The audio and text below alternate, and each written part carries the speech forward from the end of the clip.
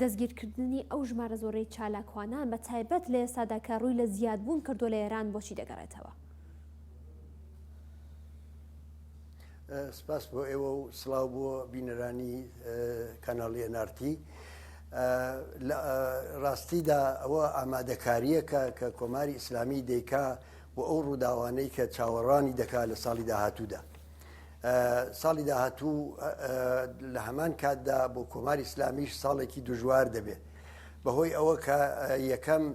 ئەو فشارە دەرەکیانەی کە لەسەری بوو بگرە زیادیش دەکات. ینی ڕاستە کە ئیدارەی تازە لە ئەمریکا هاتوۆتە سەرکار، بەڵام ئەو ئیدارە تازەیە ناتوانێت بە خێرایی ئەم بڕیارانەی کە ئیدارەی پێشوو داوێتی هەڵی وەشێنێتەوە، لەوانەیە تۆزێک شەڕی دوورخست بێتەوە. ئەگینا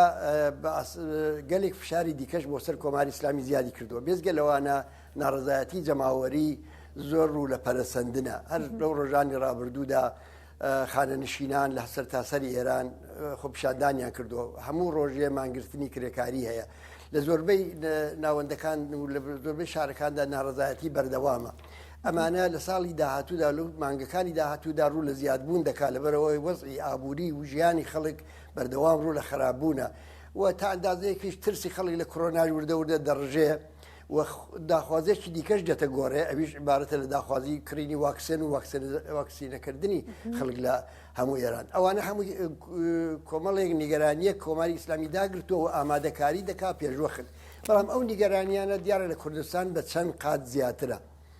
لەبەرەوە لە کوردستان کۆمەلگایکی حیزبیە، کۆمەلگایکی زیندووە لە ڕووی ئاگاهی و شیاری سیاسیەوە 30 ساڵە خەبات و مخاومەتی تێدا بەردەوامە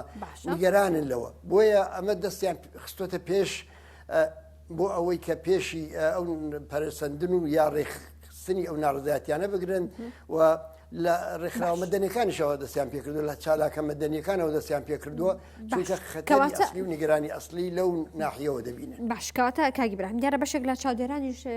باس لەوە دەکەن و بڕوایان وایە کە هێزە ئەمنیەکانی ئێران ترسیان لە زیادبوونی کۆمەڵگە و ڕێکخراو مەدەنیەکان هەیە لە ڕۆژهەڵاتی کوردستاندا. بۆیە ئەم وەکو خۆیان دەڵێن ئەم ڕەش بەگیریە دەکەن و لە ماوەی نزیکەی 3 هەفتەدا 100 کەس دەستگیر کراون. ئایا هیچ شتێکی وا هەیە ئەو کۆمەڵانە یاخود ئەو هێزانەی کە بوونیان هەیە یاخود ڕێکخراو مەدەنیەکان بوونیان هەیە لە ڕۆژهەڵاتی کوردستان و لە ئێرانیشدا ترسێکی وایان دروست کردو بەسەر کۆماری ئیسلامی ئێران تاوەکو بۆ شێوازە دەستگیریان بکەن؟ ئێوەش باستان کرد ئەوە ڕەش بگیریە. ئەمە بۆ ترساندنی خەڵکی دیکەیە، ئەو بۆ ترساندنی هەموو ڕێکخراوە واقعیەکانیش. کاریان بەوە نییە ئەمە ئەندامی چ حیزبێکن چ ڕێکخراوێکن یا ڕادەی چالاکیەکان چەندە بووە. کۆمەڵێک مۆسیقاژەنی ژن لە کرماشان دەستگیر کراون. هیچ پەیوەندیەکی بە شارێکی سیاسی بۆ سەر کۆماری ئیسلامیەوە نییە. ئەمە زۆرتر خوڵقاندنی کەش و هەوایەکە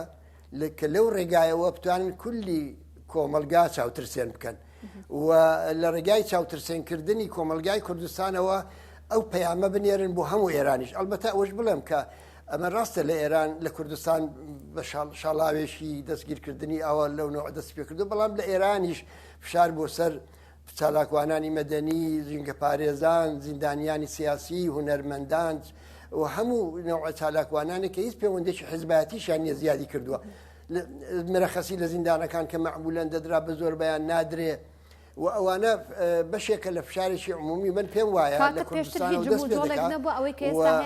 ئەگەر بەری پێنەگیرێ جموجۆڵی ڕێکخراوەکان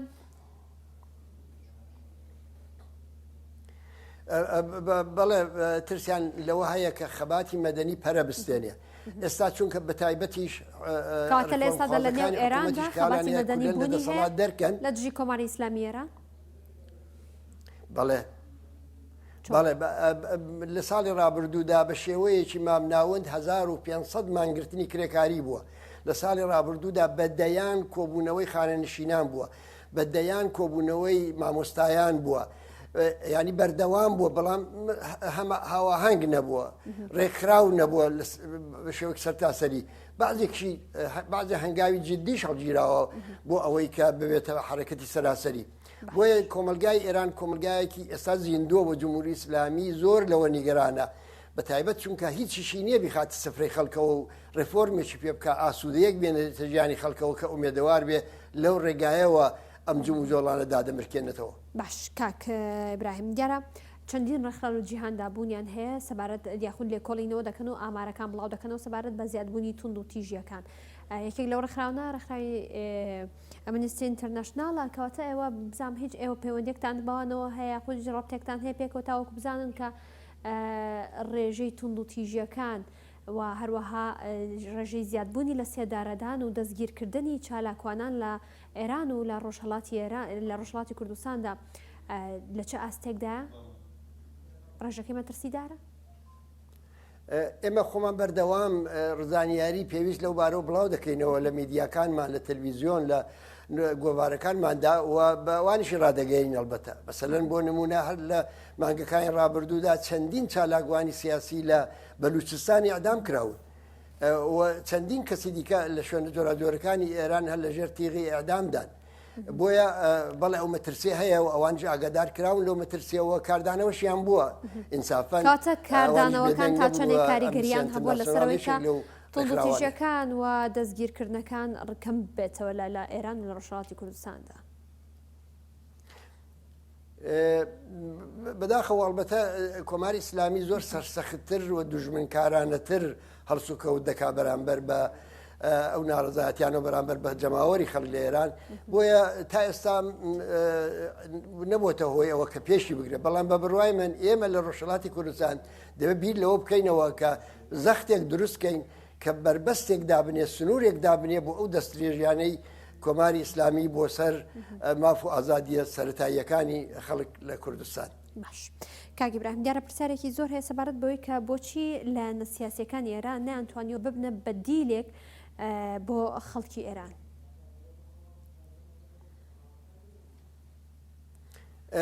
ئەوەی ڕاستی بێ ئەمە لێکۆڵینەوەیکی زۆر دوور و درێژی دەوێت و ڕیشەی 42 ساڵەی هەیە لە پەرەمپەرەمبوون و تەفرەقەی لاەنە سیاسەکانی بەشی زۆری هەڵدەگەڕێتە سەرەوە استراتێژی سیاسیان لێک جیاوازە ئامانجیان لێک جیاوازە تاکتیک و سیاستیان لێک جیاوازە بەرەوە کارێکی دژوارە بەڵام ئەگەر زەختێکی کۆمەڵایەتی دروست بێ یان ئەگەر بزوتنەوە کۆمەڵایەتەکان و خەباتی ئەترازی لە ئێران پەرە بستێنێ زەمینە بۆ کۆکردنەوەی ئۆپۆزیسیۆنەکانی کە دەتوانن هاودەنگ و هاوڕێی بن خۆشتر دەبێ بن پێم وایە بەڵام ناکۆچیەکان و کێشەکان لە ئاستێکدان کە تا زمانێکی بزوتنەوەی جەماوەری لە ئێران فشارێکی واقعی نەخاستە سەر ئۆپۆزیسیۆن تەمایل و ئامادەیی بۆ وەلانانی بۆ چوونی سێکتاریستی و سازمانی و ڕێکخراوەیی هەروە ڕێگر دەبێت. باش کاک ئیبراهیم دیارە لەگەڵەوە داڕخنەیەکی زۆریش ئاڕاستەی حزبە سیاسیەکان یاخود پارتە سیاسیەکانی دژ بە ئێران دەکرێت و ڕخنێکی زۆر ئاڕاستی لایەنە پۆزیسیۆنەکان دەکرێت لە ئێراندا کە بۆچی ئەوان نەیانتوانیەوە هاودەنگ بن هەماهەنگی بکەن لە ناو خۆیاندا تاوەکو بتوانن تا ڕادەیە کۆتایی بە ئەو زەبرۆزۆنە بێن بەرامبەر بە هاوڵاتیانی ئێران و بە تایبەت ڕێکخراوەکان.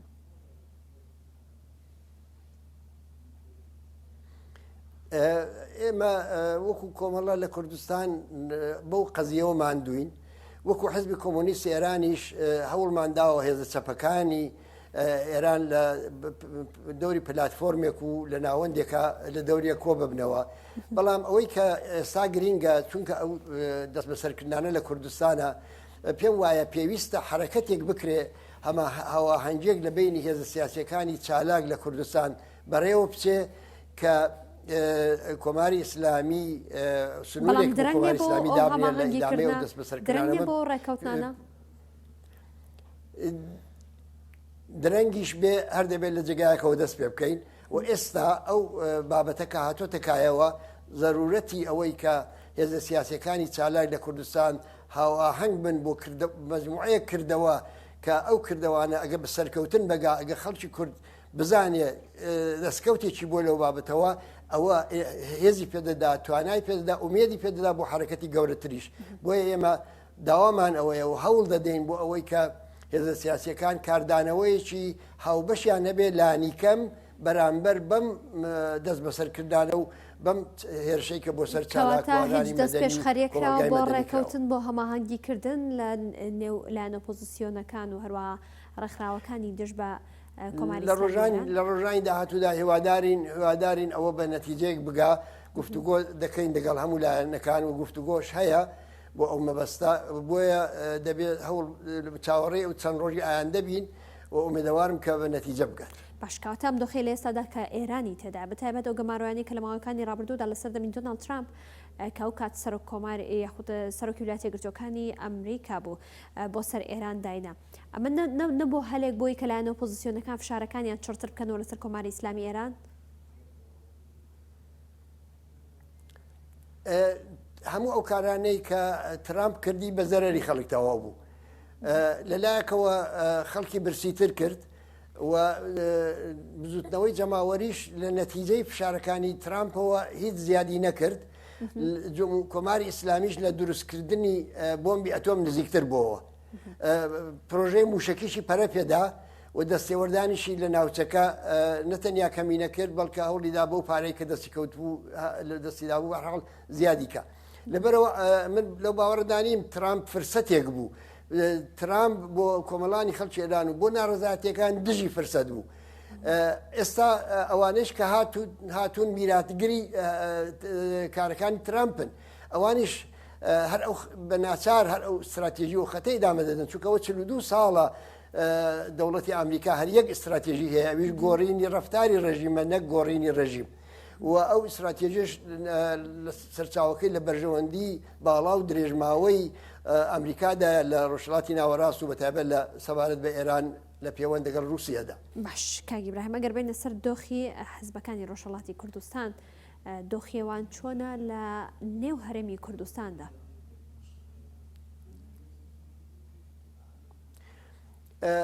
لە هەرێمی کوردستان ئێمە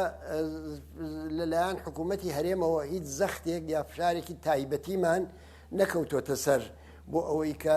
چالاکیەکانمان مەحدودکەینەوە تەبعاً ئێمەش خۆمان نیگەرانیەکانی ئەوان هەست پێ دەکەین دەزانین کە ئێمە نابێ هەرێمی کوردستان بکەینە پێگەیەک بۆ هێرش بردنە سەر کۆماری ئیسلامی و مەرزەکانی لێ نائارام بکەین کاتێوە دەتوانن بە ئاشکرا خەباتی خۆتان دژی کۆماری ئیسلامی ئێران لە هەرێمی کوردستاندا ئەنجام بدەن؟ بەو شێوانەی کە تا ئێستا بەڕێوەمان بردووە بەڵێ بەڕێوەی دەبین بەڵام ڕعایەتی بەرژەوەندیەکانی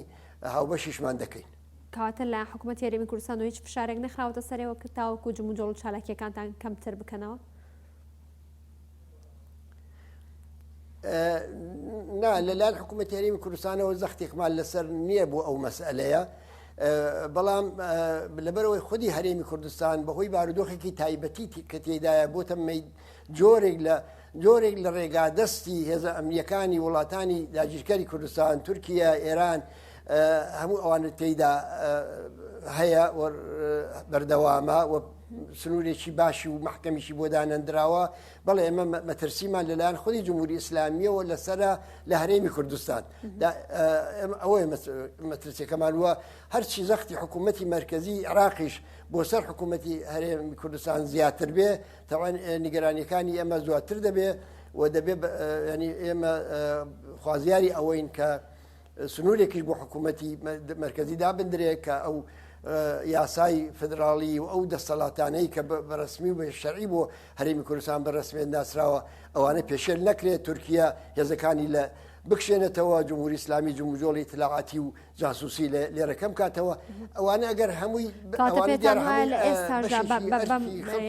ئێستا لە هەرێمی کوردستاندا جمهوریۆڵی اطلاعاتی ئێران لە ناوخۆ هەرێمی کوردستاندا بوونی هەیە کێ ڕێگەی پێداون؟ بەڵێ بێگومان بوونی هەیە و هەستەی نووسیان هەیە کاری زۆر بەربڵاو دەکەن و ماتیان هەڵگرتووە بۆ شەرایط بۆ بارودۆخێک کە بۆیان بگونجێت. کەواتە ئێوە لەوە ئاگادارن هیچ کات حکوومەتی هەرێمی کوردستاندان ئاگادار کردوێتەوە لەوەی کە ئەوان شانەیان هەیە یاخود ئەوان کە وەکو خۆت باست لێوە کرد ئیطلاعاتی ئێرانیان هەیە لێرە؟ حکوومەتی هەرێمی کوردستانی زەختی لەسەر لەلایەن کۆماری ئیسلامی و لەلایەن دەوڵەتی تورکیا و زەختیان لەسەرە و من پێم وایە کە دەتوانن و دەبوایە چالاکانەتر و کاریگەرتر بەرامبەر بەو زەختانە و بەرامبەر بەو چالاکیانەی کایانە هەڵسوکەوت بکەن. باش دەمێ بزانم هیچ پلانگەڕێک هەبوو بەرامبەرتان لە هەرێمی کوردستان یاخودنا لەلایەن کۆماری ئیسلامیەوە بەڵێ بەردەوام کەس دەنێرێ بۆ ناومان جاسووس دەنێرێ هەوڵ دەدا معلومات کۆکاتەوە هەوڵ دەدا کاری خراپکاری بکە بەردەوام ئێمە هەر چەند ڕۆژ جارێک لە ناو خۆماندا و لە دەوروبەری خۆمان پیلانێک هەست پێ دەکەین و پوسەڵی دەکەینەوە باش دیارە باسلەوە دەکرێت هەوڵێک هەبە بۆ لێک نزیبوونەوەی حزب ئۆپۆزیسیۆنەکان لە ئێران و لە ڕۆژهەڵاتی کوردستاندا ئەم هەوڵە بەکوێ گەیشتووە هەوڵەکان هەن بەڵام لاوازە جیاوازیەکان بەداخەوە جارێ هێشتا زۆرن وەکو پێشتر ئەرزمکردن زەختێکی کۆمەڵایەتی پێویستە بۆ ئەوەی کە ئەو ناکۆچیانە بباتە پەراوێزەوە استراتێژی سیاسیان زۆر لێک جیاوازە و تاکتیکی سیاسیان لێک جیاوازە ئێمە هەوڵمان داوە بە خۆستنەوەی فرسەت بۆ هاوکاری دیاریکراو ئەو ناکۆچیانە تەخفیف بدەین و ڕێگا خۆشکەین بۆ ئەوەی کە هێزێکی یەکگرتووتر بەرامبەر بە کۆماری ئیسلامی بکەوێتە کار باش ئێوەکو حزبی کۆمەڵی کوردستانی حزبی کۆمۆنیستی ئێرانی هەوڵەکانتان چی بووە هیچ پێشنیازێک هیچ جیاداشتێکتان داوتە لایەنەکانی دیکەی ڕۆژهەڵاتی کوردستان و لایەنە ئۆپۆزیسیۆنەکان لە ناو ئێراندا ئێمە یادداشتێکمان نەداوە بەڵام لەسەر ئەو هاوکاریە دیاریکراوانە سوورین و پێداگریان لەسەر دەکەین مەسەلەن بۆ نمونە ئەگەر ئێستا هەمومان هاواهەنگ بین بەرامبەر بەو ئەوە لە ڕێگای ئێوەشەوە دێڵم ئەگەر هاواهەنگین بەرامبەر بەو دەست بەسەرکردانانە لە کوردستان ئەوە هەنگاوێکی ئیجابیە کە سەرکەوتن تێیدا و جواب وەڵامدانەوەی لەلایەن جەماوەری خەڵکەوە لە ڕۆژهەڵاتی کوردستان خۆی ئومێدێک دروست دەکات بۆ تەخفیفدان و داشکاندنی ناکۆچیەکان. بەڵێ سوپاس بۆ بەڕێز ئیبراهیم عەلیزادە سکرتێری کۆمەڵی کوردستانی